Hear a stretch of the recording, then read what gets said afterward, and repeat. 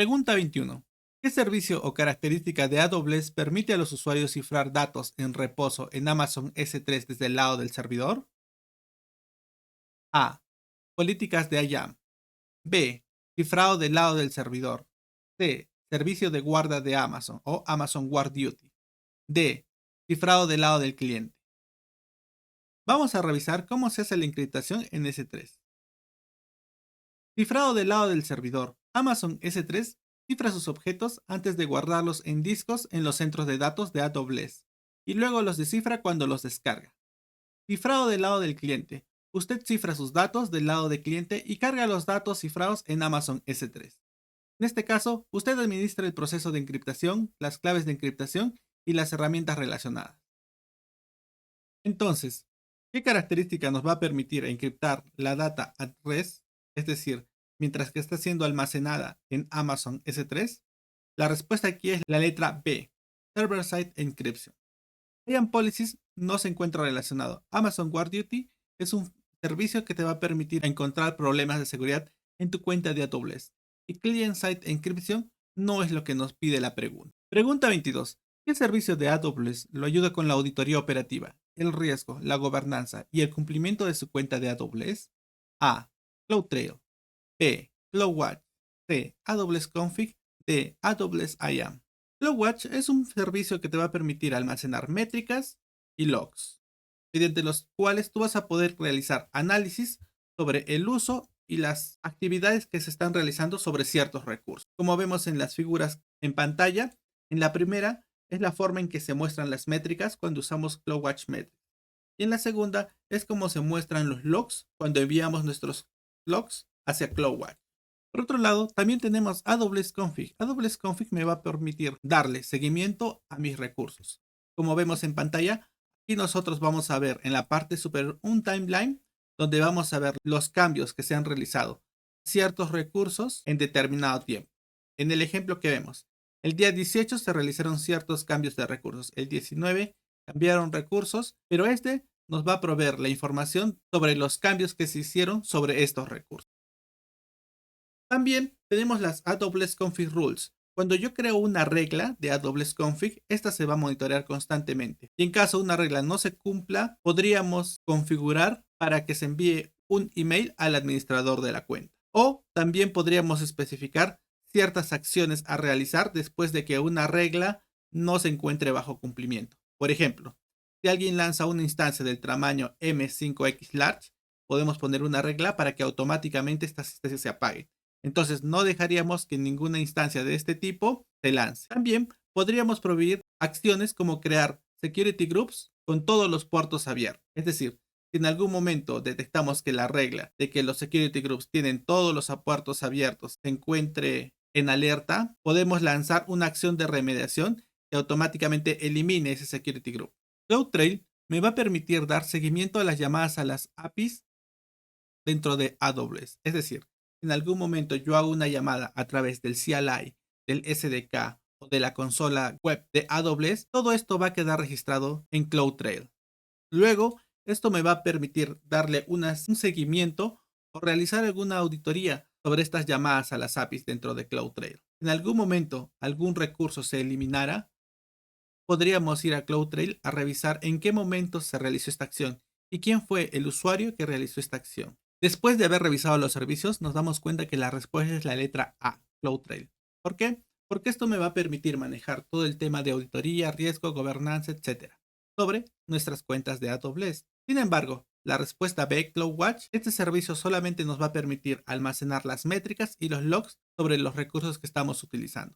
AWS Config nos va a permitir traquear los cambios o darle seguimiento a los cambios que se realizan sobre nuestros recursos de AWS. En la letra D, AWS IAM, este servicio nos va a permitir administrar todo lo que son usuarios, roles y permisos dentro de nuestra cuenta. Claramente aquí la respuesta es la opción A. Pregunta 23. ¿Cómo agregaría un administrador del sistema una capa adicional de seguridad de inicio de sesión a la consola de administración de AWS de un usuario? A. Usar Amazon CloudWatch. B. Auditar roles de AWS Identity and Access Management. C. Habilitar la autenticación multifactor o el MFA. D. Habilitar AWS CloudTrail. Pero, ¿qué es el MFA? El MFA aporta seguridad adicional, ya que exige a los usuarios que proporcionen una autenticación exclusiva obtenida de un mecanismo de MFA admitido por AWS, además de sus credenciales de inicio de sesión habituales, para poder obtener acceso a los sitios web o a los servicios de AWS. Entonces, ¿cómo nosotros podemos agregar una capa adicional de seguridad al login de seguridad de nuestra consola de AWS? La respuesta es C, habilitar el Multifactor Authentication. La respuesta A es para trabajar con logins y métricas y no es la respuesta aquí. B, auditar la identidad y el manejo de acceso de roles tampoco. D, habilitar CrowdStrike tampoco es la respuesta. Entonces la respuesta es C. Pregunta 24. ¿Cuál es el método más eficiente para administrar permisos para múltiples usuarios de IAM? A. Asignar usuarios que requieren permisos similares para roles de IAM. B. Asignar usuarios que requieran permisos similares a grupos de IAM. C. Asignar a los usuarios de IAM permisos comunes a otros con responsabilidades administrativas similares. D. Cree roles basados en identidades de IAM y asígnelos a usuarios de IAM. Vamos a revisar detenidamente cada una de las opciones. La A. Asignar usuarios que requieran permisos similares para roles de IAM. No se puede asignar un rol de IAM a un usuario. Esta opción es inválida. B. Asignar usuarios requiriendo permisos similares para grupos de IAM. Esta es la respuesta correcta. ¿Por qué? Yo puedo crear un grupo para desarrolladores y atascarle todos los permisos que requieren los desarrolladores, como por ejemplo, crear instancias situ o lanzar stacks en CloudFormation. Y todos los usuarios que son desarrolladores los agregaría a este IAM Group. Letra C. Asignar a los usuarios de IAM permisos comunes a otros con responsabilidades administrativas similares. El problema aquí es que tú vas a tener que atachar los permisos directamente a cada uno de los usuarios. Y esto para manejar es mucho más engorroso que haciéndolo a través de IAM Groups. D.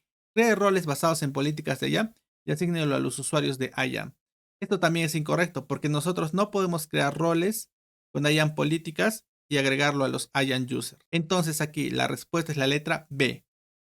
Asignar usuarios que requieran permisos similares a grupos de IAM. Y luego posteriormente el segundo paso sería que tú le des los permisos necesarios a los grupos de IAM. Pregunta 25. ¿Quién es responsable de administrar el acceso de los usuarios de IAM y las claves secretas de acuerdo con el modelo de responsabilidad compartible de AWS? A. Las claves secretas y de acceso de IAM son estáticas, por lo que no es necesario rotarlas. B. El cliente es responsable de la rotación de llaves. C. AWS rotará las llaves cuando sea necesario. D. El equipo de soporte de AWS rotará las llaves.